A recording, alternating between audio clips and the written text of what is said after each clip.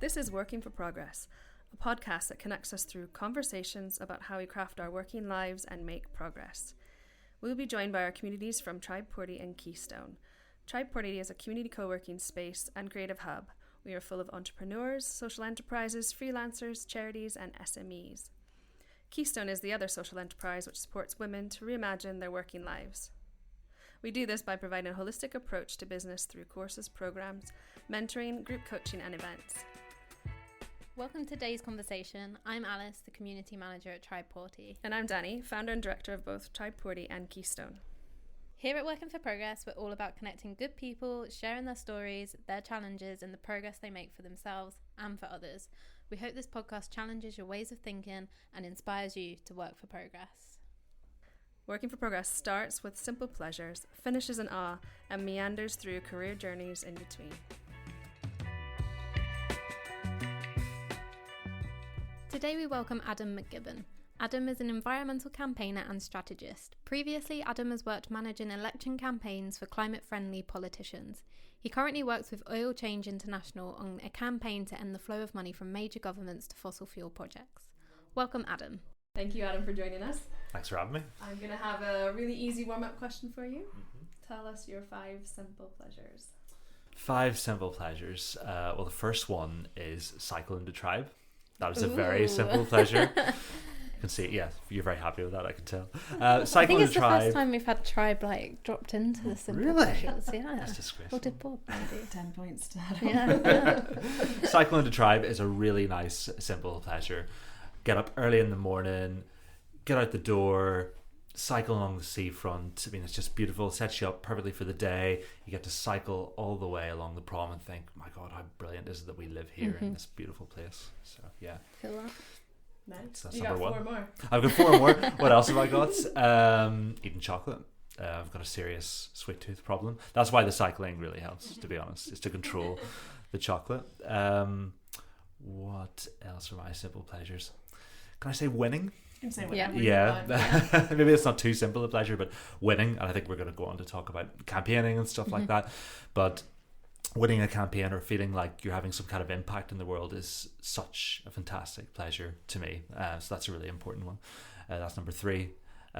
Listening to music. Listen to quite a lot of... I feel like my musical taste developed until I became a teenager and then stopped. So I listened to quite a lot of punk and heavy metal. And I haven't really moved on from that, to be honest. So listening to that is really good. What's number 5? What do other people said? Telling me that. You can 5 simple pleasures. You can have 4 if you have 4. I'll do 5. Just before we got on the podcast, we were talking about cats. So I'm just going to say cats of all types. I was cat sitting my neighbour's cat at the weekend. Just reminded me of the pleasure of looking after fluffy animals. Oh, nice. I don't think anyone said animals yet. That's true. Really? Yeah. Surely Lorna did. Surely She did. She said her dog. Yeah, Yeah. she said her dog. Yeah. Take that Quick back. question. Where do you listen to that heavy metal music? In your flat, in your house, really loud, on headphones, everywhere? Give us a scene. I've got a little speaker that I can put in my pocket and walk around the house when I'm doing some other task, listening to it. I like to cook with heavy metal as well. Okay. I feel like it just sort of takes you out of yourself. Yeah. Nice. Yeah. Love it. It's Thank funny you. that you say that as one as well, because when I found out about your work and your job, I described you as a punk in a suit. So like that that. aligns. Yeah. The suit is just a disguise, really, to make me look more professional than I actually am. I like that. Punk in a I suit. was worried where you were going with that. What did you think I was I going to don't say? know. Oh gosh. Okay. We know you've been given the questions ahead of time, so I'd love to hear the values that you live by, and how important your work embodies those values that you have for yourself. It's really, really important. I think the biggest, I don't know if it's a value, but the biggest thing that I care about, I think, is impact. I think I've already mentioned that. Having some kind of impact in the world is super, super important to me, and probably not a super healthy place to be, but if I feel like I'm not creating something or working towards something or making progress or something or having an impact, then I start to feel a bit kind of down and a bit like useless. So constantly trying to make progress is really, really important to me. I guess there's lots of stuff that falls out of that as well around like how you actually make that impact. For me, working with social movements is really important. I do a lot of work with civil society organisations, charities, which do a lot of fantastic work, but can sometimes become blockers to change institutions in of themselves. And I work for one, but it's really important that we feed social movements, which do quite a lot of the hard work. Lots of people who aren't getting paid to do it. What some people call the NGO industrial complex, where charities become institutions that end up blocking change. So it's really important to work with social movements. Those are some of the values that I live by. I love that. So you're kind of an achiever by nature? I'm trying to. Yeah, I'm trying to be an achiever. And so when you're thinking about big, huge social issues, how do you marry your sense of achievement on an individual level on such a big scale that obviously change looks different because you're not going to solve a big problem quickly. Mm-hmm. So how do you wrestle with that? Yeah, it's a really hard one to wrestle with, actually. I think a lot of people struggle with it. The fantastic Canadian writer Naomi Klein wrote this amazing article a couple of years ago, which everyone listening to this should definitely Google, called "Stop Trying to Save the World All by Yourself." And she talks about how the climate crisis that I work on and other crises like that, poverty crisis, housing crisis, seems so unbelievably urgent. Particularly the climate one, where we know there's a ticking time that we need to sort everything out by, or at least mitigate things, that the urge to rush means that you do try and do things by yourself instead of being more patient and trying to bring people with you or build movements which can take a longer time. In that article, Naomi talks about how she was asked to phone some Greenpeace protesters who had chained themselves to an oil rig in the North Sea, just to phone them on a satellite phone and say, "Hey, well done, you're doing a great job, keep doing what you're doing."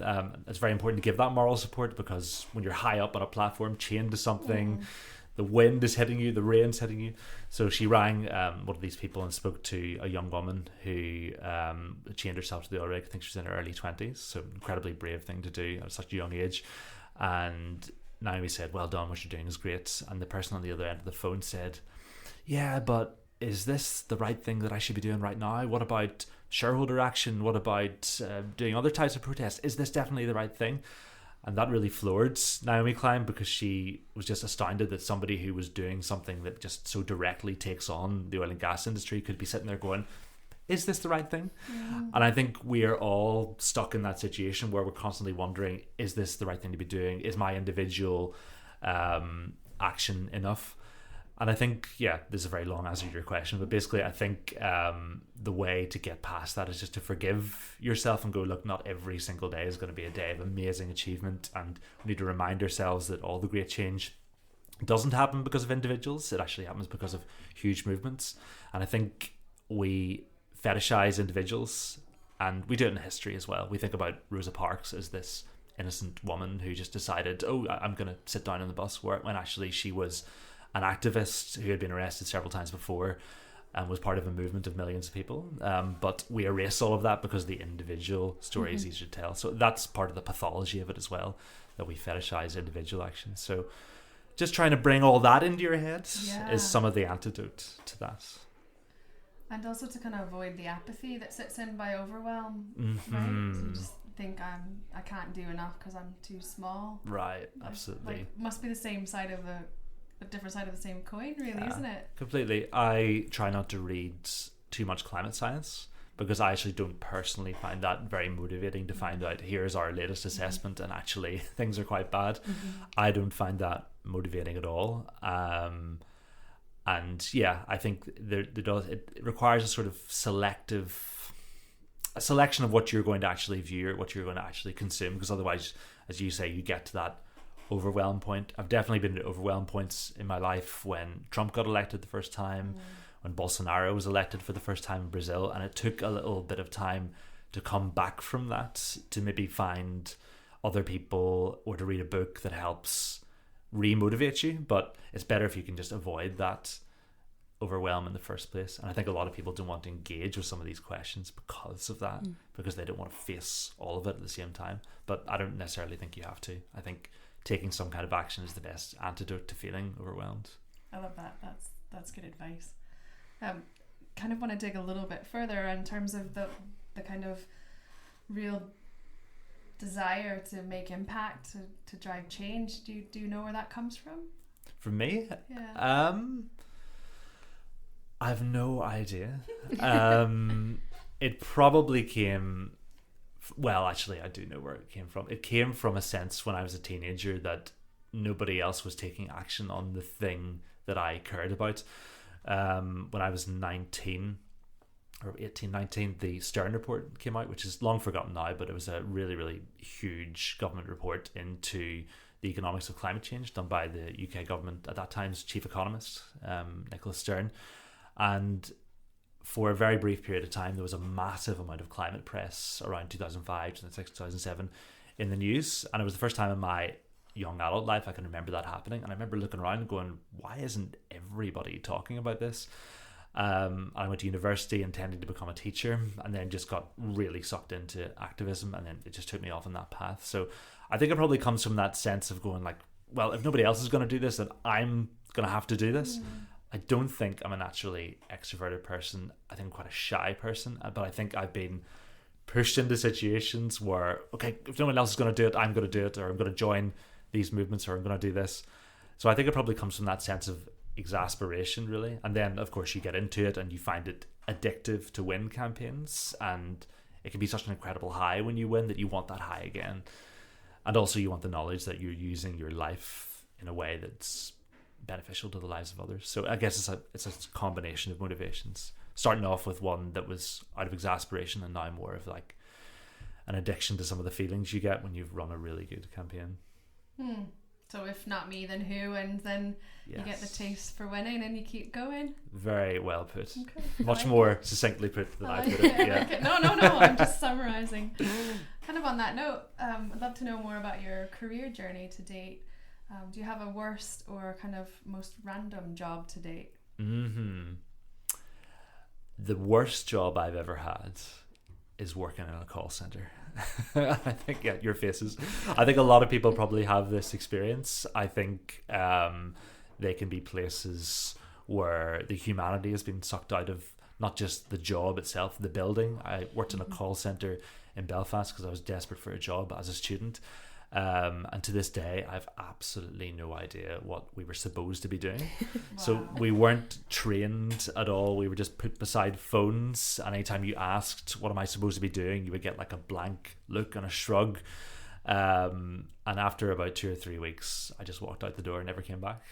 Hopefully they're still looking for me, but it's you know, I mean, this podcast is about work and it's about life. You know, it really ticks off some of all the worst traits of a workplace. You know, no clear mission, soulless area, no plants, lots of plants in Tribe, no chat, no sense of community, really, really soulless. I've been really impressed by some of the work that the Communication Workers Union have been doing over the past few years to unionize call centre workers, because the people who work there, they deserve to have a good life too. They deserve to be well paid and to have fun at work and to feel like they're making a difference. So some of that work is really, really fantastic, but I didn't have a good time working in a call centre. That was probably the worst job I've ever had, I think. That like blows my mind in terms of being able to run a business and make up any sort of profit, paying people that don't know what they're doing, and that probably, even if they did know what they're doing, weren't enjoying it or weren't motivated to do a good job at it. So the level of service would have been dire, definitely. We were supposed to ring people to ask about their broadband, and that's honestly all that I know. And I'm still exasperated that I don't know. Part of me thinks, have you just forgotten? But no, I keep a very detailed diary, and I have done since I was 15, and I've looked back on it to try and find some clue about what the job was. I've absolutely no idea. I'd put money on it being some sort of pyramid scheme. I would love it to be a pyramid scheme, because I think that'd be more interesting. Way more interesting, yeah.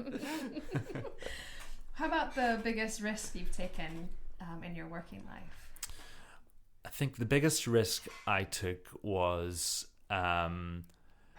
being in a reasonably secure job in London and deciding to go and work for the Green Party Member of Parliament, Caroline Lucas, who was looking for an election campaign manager to run her re-election campaign in Brighton. She'd won first in 2010 and she had a very small majority, and the job came up in order to run her re-election campaign. and it sounded really exciting. So got the job. I've been in the Green Party since I was 19 years old, so I had a bit of a background in election campaigning already, but I never run a campaign on this scale before, and got the job, moved to Brighton, and then quickly realised it was a massive challenge. Like, the chances are she was not going to be re-elected. We had internal polling showing that she was in third place. She was going to lose her seat by 10%. And for someone who was 25 to step into that, there was a lot of responsibility to give to a 25-year-old. And I remember thinking, oh my God, is my career over before it's ever really begun? Am I going to like crash this fantastic woman's election campaign? And then am I just going to be the guy who lost Caroline Lucas's seat forever? So that was a huge risk. Thankfully, it didn't end like that. Over the course of a year and a half, I and others managed to turn around that election campaign, and we won with about 10%, being about 10% ahead of her opponent, from being about 10% behind over the course of 18 months. But it was one of those jobs where you come in looking 25, came out looking 35. A lot of grey hairs. But that was probably one of the biggest campaign I'd won in my life up until that point. And the high of winning was incredible. It was one of the biggest highs of my life, winning that campaign. There's a video of us all celebrating when we found out that we'd won. It was really incredible, but it was a huge risk. It was a huge risk because it could have gone horribly wrong, not just for Caroline, who took a chance on a 25-year-old, but also for me personally as well. Could have ended very badly. And do you think that she saw your what's the word? You're quite passionate about winning, your determination to win. Do you think she saw that? Do you think that's what she saw in you at a young 25-year-old, like placing her kind of political career somewhat in your hands by the sounds of it? Mm-hmm. Yeah, I think it was said later that I got the interview on the basis of my enthusiasm. Okay. And I think I've interviewed people for jobs since then, and also given people jobs because they come across so passionate, and it's something that's difficult to fake, isn't it? Yeah. It's something that's hard to manufacture unless you like really feel it in here. So I think that's probably why she did it. Thankfully, she doesn't regret it. She could have regretted it, but I think a lot of other people probably regarded it as a bit of a risk as well, which is probably why they gave it to someone so young. If it was going to be like an easy win, there probably would have been somebody else who'd come along to do it. But I guess they needed a risk taker to do it. I can sometimes be a risk taker. It's not a part of myself that I really want to give too much praise to. But yeah, I think that's maybe what she saw. Yeah. And no regrets from you for doing that, taking that big leap of faith in terms of quitting your job and going for it? No regrets at all. Yeah, and I then went on to run other Green Party campaigns as well. I ran the London Mayor campaign for the Greens in 2016, which was another fantastic ride. And then what I then did with all that information was I took it back home to Northern Ireland and said, look at all these campaigning techniques that they're using in other parts of the country. We could run these campaigns as well. And then off the back of that, we were able to get 2 assembly members elected to the Northern Ireland Parliament, one of whom, who's now sadly lost her seat, Claire Bailey, but was a massively pro-choice feminist at a time in Northern Ireland when those opinions weren't articulated by politicians. We got some great stuff through the Northern Ireland Assembly to protect abortion centres from protesters who are harassing women trying to access healthcare. So a lot of real good came out of taking that campaign as well, because I then actually did get to do a little bit of teaching in a way, in the sense, even though I didn't become a teacher, taking those skills and training other people in them. So it was good for a lot of people that I took that risk, really.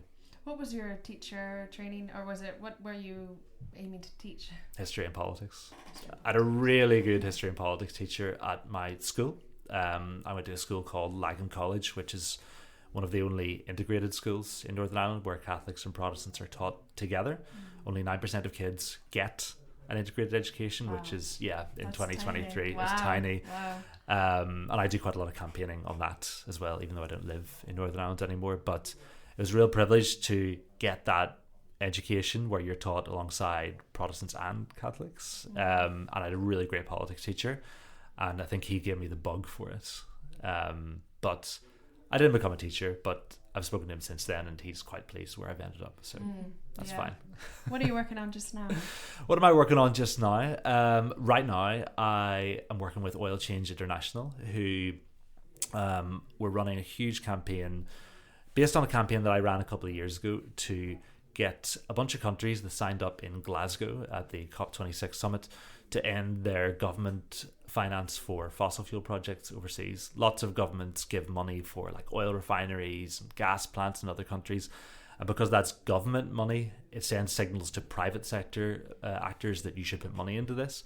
So I got the UK in a 3-year campaign from 2017 to 2020 to be the first government to say, we're not going to do this anymore. And then at COP26, the UK then got 39 other countries' institutions to say they would do the same thing.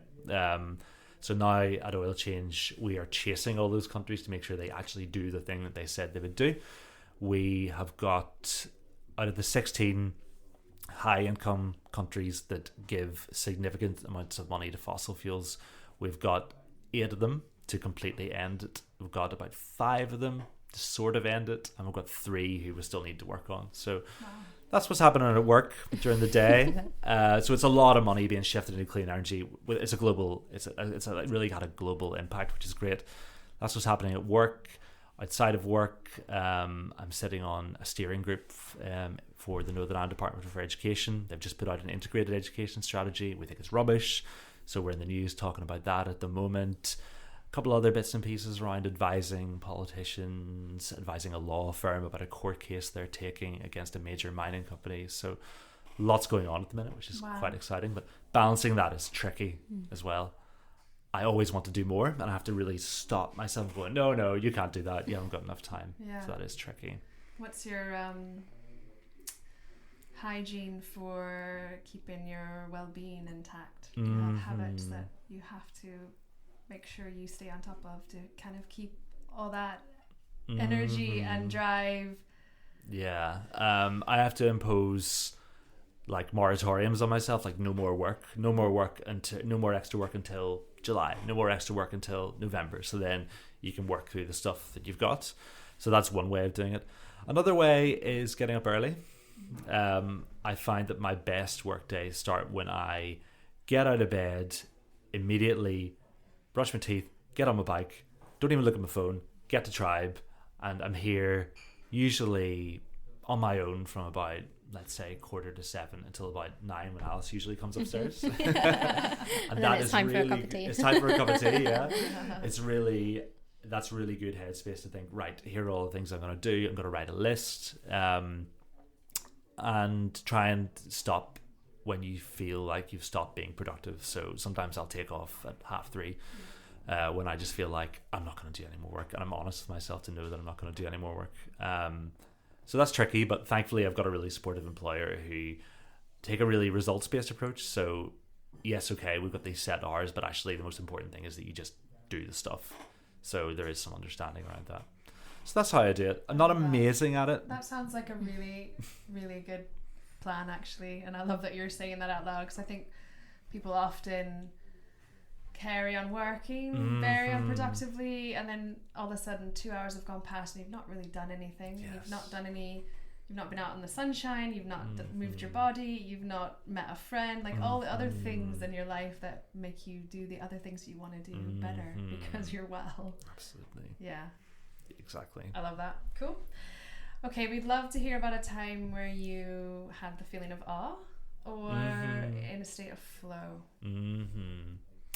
I'll probably go back to the campaign we ran on the... No, I'll use a different example just for variety. I think a real feeling of awe that I had was... Yes, this is a better example, actually. When I was a student at Queen's University in Belfast, me and a bunch of my friends got together to stand for election to run the Students' Union. So we won the campaign, and it was 2010. We were looking forward to quite a gentle year of, I was going to do some work on dodgy landlords. My friend was going to try and build more of a student community. And then the Tories got in and they said they were going to increase tuition fees. And all of those plans just went out the window because we wanted to try and stop that from happening. So, around the time there was a massive campaign against tuition fees in England in particular. There were the riots in the streets, people putting bins through windows and stuff like that. And there was a campaign happening in Northern Ireland as well to stop tuition fees from going up. Tuition fees are $3,000 a year in Northern Ireland. In England, they went up to £9,000 a year, which is just so much. Education should be free. And over the course of about a year and a half, we tried everything. We did parliamentary lobbying, we did protesting, we got into the youth wings of all the different political parties in Northern Ireland to try and convince them to convince their elders, if you like, not to put up tuition fees. And we won the campaign, and there was probably the first time in my life that I had a real sense that, God, if we get all these people together, then actually you really can change things. Even if people say we will never change this, or you will never convince us to do this, the fact that people in authority could have their minds changed when they were so resolutely against our position, they could adopt our position, was a bit mind-blowing to me. There was a sense of awe about that, definitely, particularly being so young at the time, being like 21, 22, being put in charge of this huge organisation and told, right, the tuition fees are going to go up, what are you going to do about it? And thinking about all the people that would come after you that were going to have to pay £9,000 a year. So you're telling me. Yeah, I know. Sorry. You guys have nothing on American. Well, that's fees, right. But we were worried that's where it was going. American university fees. But in the end, we managed to keep it at £3,000 plus inflation. Obviously, it's still 9 in England. And I did some calculations a couple of years ago and published some research showing that over the course of from about 2012 until about 2020, we'd saved Northern Ireland students about £1 billion in tuition fees. That's amazing. That's so much money. Yeah. So yeah, I've only ever been bought 1 pint for that. Damn. So we'll get you out of here. But that was definitely a really early feeling of awe. And probably at that point, that was maybe the inflection point between thinking, after I'm done being vice president of the Students' Union, I'm going to go in this teacher training course too. After I'm done being vice president of the Students' Union, I want to do campaigning. I want to do more of this. That changed your perspective. Yes, at that moment. Absolutely. And thank goodness you did. Thank goodness, yeah. I'm still furious about it. Still really furious about it, to be honest. There is a political party who broke their promise about tuition fees that year, and they knocked on my door during the Scottish council elections last year, and they asked me for my vote, and I was really surprised at how furious I still was. I didn't realise how still angry I was about tuition fees till this person came to the door. Did you tell them? I did. I wasn't super aggressive, but I told them why I wouldn't be voting for them. I was thinking about this and your well-being and how you manage that frustration when you don't win, or the injustice of a lot of work that you're swimming in, doing your best, but it's it can't be easy. It can't be easy. I mean, it's a great flip side question, like how do you handle it when you don't win? Last year, almost a year to the day that we're recording this podcast, actually, the Green Party in Northern Ireland lost their 2 seats in the Assembly, so they have no seats in the Northern Ireland Parliament anymore, and that was utterly heartbreaking for me. Utterly heartbreaking. I haven't been a member of the party for 16 years. Haven't put all that effort in to get those assembly members elected, knowing how good they are as people, as two feminists, as 2 women in a really male-dominated parliament who had done really great things. To see them lose their seats was so devastating, and dealing with that was really hard. I think the thing that you have to do in that situation, or at least the thing that I did, was spend a bit of time wallowing, to be honest. You have to feel it. Go through the feelings and seek out the company of others who also feel the same way. And thankfully in this city there are quite a few of us who have been members of the Green Party in Northern Ireland or are from Northern Ireland who sort of get it. So we all got together and had a talk about it. But ultimately, really moving past it, came back to thinking, right, what are we going to do about this? So how are we going to have a comeback? What are the plans to do it? And it's something that I've been working on, perhaps not as intensely as I would have liked for various reasons, but that was probably the antidote. The antidote is action, always. Yeah, sounds like that is your antidote. Yeah. Is there any message you'd like to leave?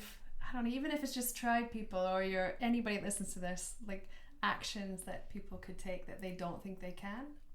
Yeah, that's a great question. I think we have all been conned into believing that the climate action that we should be taking are ones that are individual actions that we need to recycle and, sort our rubbish and turn off the light switch and all the rest of it. And I think the best message that I can say is that if you want to feel truly empowered, or that you're making a difference, you need to seek out other people and join other people. And there are lots of groups out there that do really fantastic things, like Extinction Rebellion, political parties, all sorts of groups.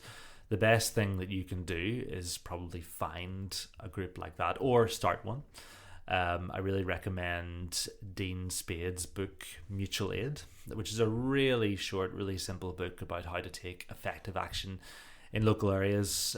His focus is mostly on mutual aid groups, but he does give a lot of examples of climate action groups and things like that. And read it really recently.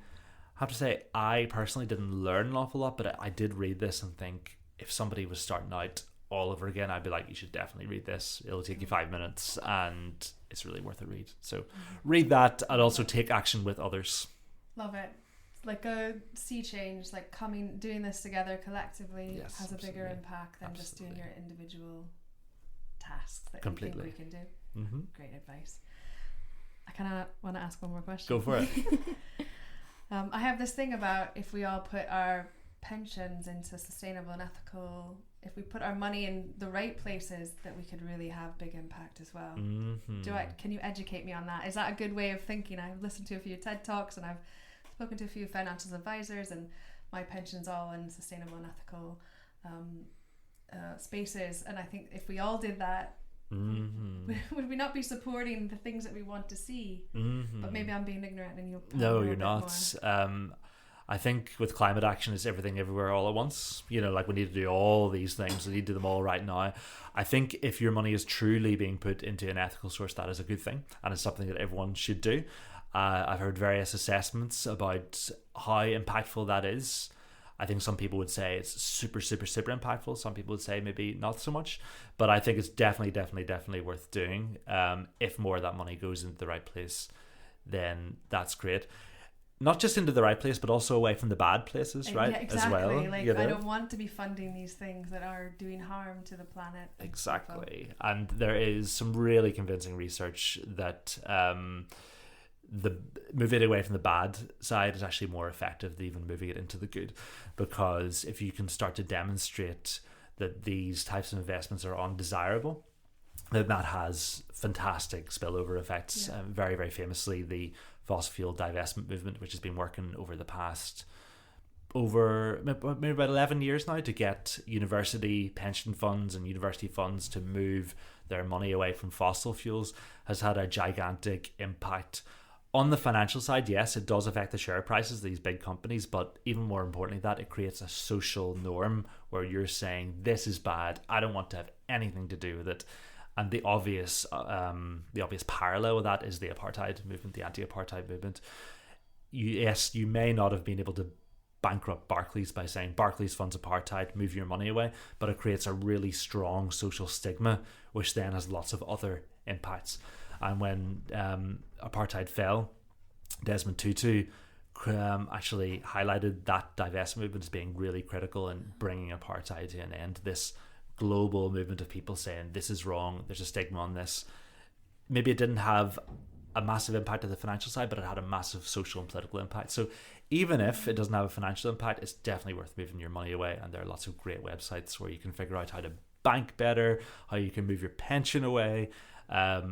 Just make sure it's something reputable and that it's very, very explicitly says no fossil fuels. Anything that's more woolly than that, like if it says it's an ESG fund but doesn't give details, avoid. No fossil fuels. That's what that's to say.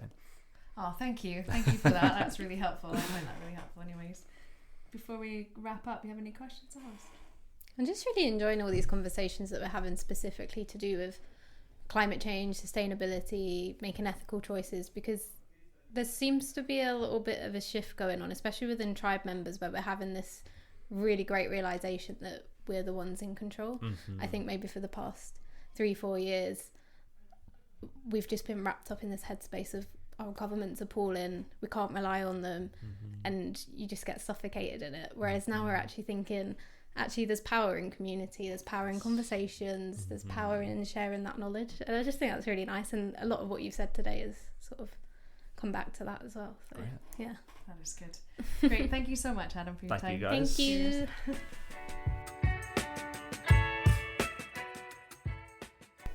Thank you so much to Adam for joining us today.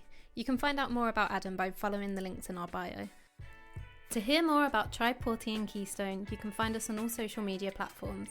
Please head over to our websites and subscribe to our newsletters, which includes monthly blogs to provide helpful insights into how we craft our working lives. This has been Working for Progress. We hope you join us again.